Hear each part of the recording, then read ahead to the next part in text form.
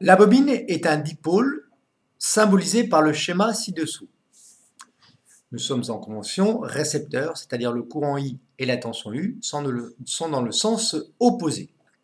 Si on néglige la résistance interne de la bobine, qui n'est rien d'autre qu'un fil bobiné comme ceci, eh bien, en convention récepteur, la tension à ces bornes vaut U égale L fois DI sur dt, et en convention générateur, moins L fois DI sur dt, puisque la tension U serait dans l'autre sens.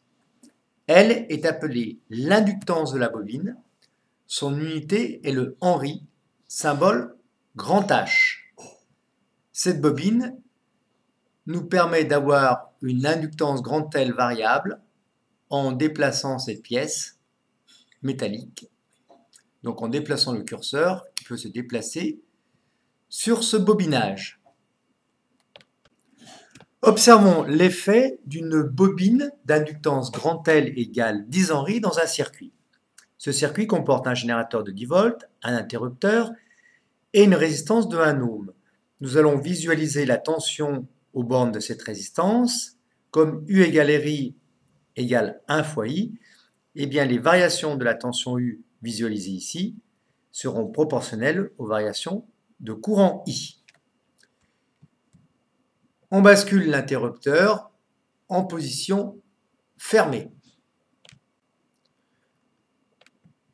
Nous voyons que le courant s'établit progressivement jusqu'à atteindre une valeur maximale au bout d'un certain temps. Quand nous ouvrons le circuit, nous voyons que le courant diminue un petit peu plus brutalement, mais néanmoins de façon non instantanée. Donc, nous pouvons dire qu'une bobine s'oppose aux variations brutales de courant dans un circuit.